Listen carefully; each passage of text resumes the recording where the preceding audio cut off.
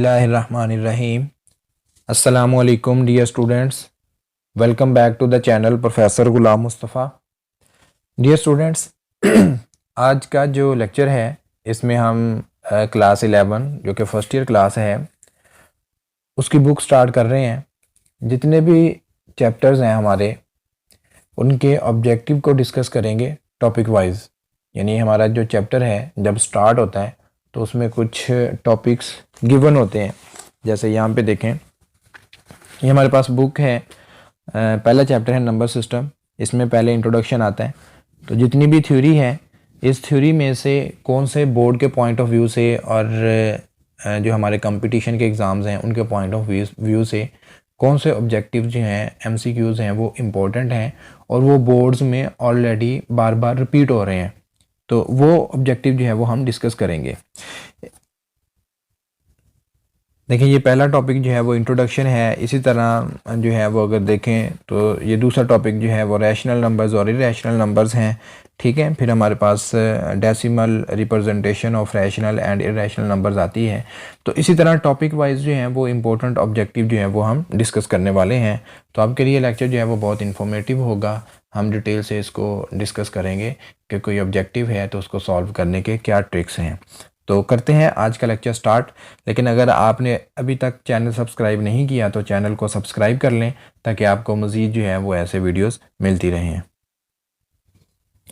देखिए, पहला आर्टिकल है इंट्रोडक्शन। उसमें से ये एक ऑब्जेक्टिव है जो कि ऑलरेडी जो है वो 2-3 दफ़ा जो है वो बोर्ड के एग्ज़ाम में आ चुका है।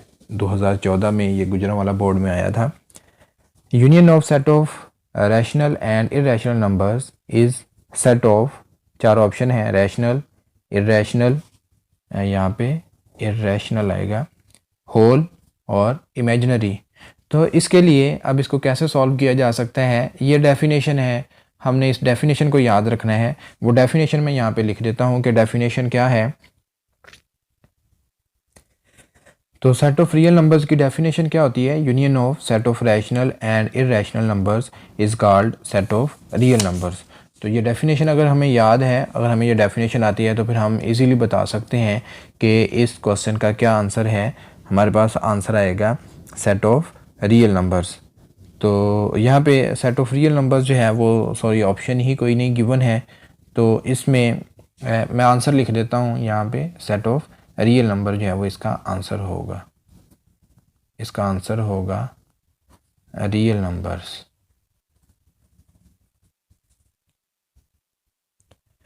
सेकंड क्वेश्चन है कि Q union Q prime is equal to.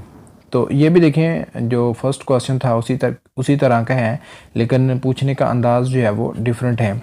ये क्वेश्चन भी ऑलरेडी 2 दफ़ा जो है वो बोर्ड में आ चुका है, बहावलपुर बोर्ड में भी और मुल्तान बोर्ड में भी ऑलरेडी ये आया हुआ है क्वेश्चन। तो इसका आंसर जो है वो हम कैसे गैस करेंगे? हमें ये डेफिनेशन याद होनी चाहिए कि union of set of rational number and irrational number is called set of real numbers. अगर हमें ये डेफिनेशन याद है तो फिर हम बता सकते हैं कि इस क्वेश्चन का आंसर जो है वो क्या आएगा। आंसर बी जो है वो करेक्ट ऑप्शन है। फिर नेक्स्ट हमारे पास टॉपिक है rational numbers and irrational numbers. इनमें से ये ऑब्जेक्टिव है कि that dash is a number which can be put in the form p over q where p q are integers and q is non-zero। तो देखें, ये directly जो है वो डेफिनेशन है, हमें ये डेफिनेशन याद होनी चाहिए यहाँ से कि रैशनल नंबर की डेफिनेशन क्या है। Rational number is a number which can be put in the form of p over q where p q belong to z and Q is non zero. अगर ये डेफिनेशन हमें याद है तो फिर हम ये ऑब्जेक्टिव जो है वो सॉल्व कर सकते हैं। तो ये डेफिनेशन वो आपने याद कर लेनी है, फिर आप इजीली बता सकते हैं कि इसका आंसर क्या है।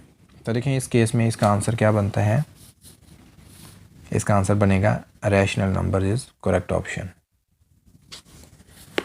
तो क्वेश्चन नंबर 4 है the numbers which can not be put into form of p over q where p q belongs to z, यानी पी क्यू इंटीजर्स हैं and Q is non zero are called dash. 4 options हैं, rational, irrational, natural और integer. तो ये भी definition है, हमें irrational numbers की डेफिनेशन याद रखनी है।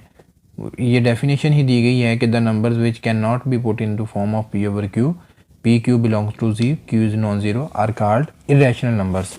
तो अगर हमें डेफिनेशन आती होगी तो हम इसका आंसर बता सकते हैं कि इसका बेस्ट पॉसिबल आंसर जो है वो इरेशनल नंबर्स हैं। क्वेश्चन नंबर 5 है कि a decimal which has only a finite number of digits in its decimal part is called. 4 option है, non terminating decimal, recurring decimal, terminating decimal या फिर repeating decimal. तो इसके लिए भी देखें बुक में से हमें जो डेफिनेशन है वो अच्छे तरीके से आनी चाहिए। टर्मिनेटिंग डेसिमल की डेफिनेशन देखें, अ decimal which has only a finite number of digits in its decimal part is called terminating decimal. अगर हमें टर्मिनेटिंग डेसिमल की डेफिनेशन आती है तो फिर हम इस MCQ को इजीली जज कर सकते हैं कि इसका क्या आंसर आएगा। तो ये डेफिनेशन जो है वो हमें याद रखना पड़ेगी। तो देखें फिर बेस्ट पॉसिबल आंसर जो है वो क्या होगा, टर्मिनेटिंग डेसिमल जो है वो इसका आंसर आता है। नेक्स्ट क्वेश्चन है कि टर्मिनेटिंग डेसिमल्स आल्सो रिप्रेजेंट्स, यहाँ पे लिखेंगे also represents integers, whole numbers, rational numbers या फिर इरेशनल नंबर्स। तो देखें इसके लिए भी आपको बुक से जो है वो ये नोट कर लेना चाहिए कि टर्मिनेटिंग डेसिमल जो हैं उनको हम कॉमन फ्रैक्शन में कन्वर्ट कर सकते हैं। So terminating decimals also represents rational numbers. तो बेस्ट पॉसिबल ऑप्शन जो है वो क्या होगा हमारे पास, इसका आंसर आएगा रैशनल नंबर्स। तो rational number is best possible answer. Question number 7 है, a decimal in which one और more digits repeat indefinitely is called dash. 4 option है, पीरियोडिक डेसिमल या रिकरिंग डेसिमल या नॉन रिकरिंग डेसिमल या फिर both A and B, यानी periodic decimal and recurring decimal. तो इसके लिए भी हमें डेफिनेशन याद होनी चाहिए।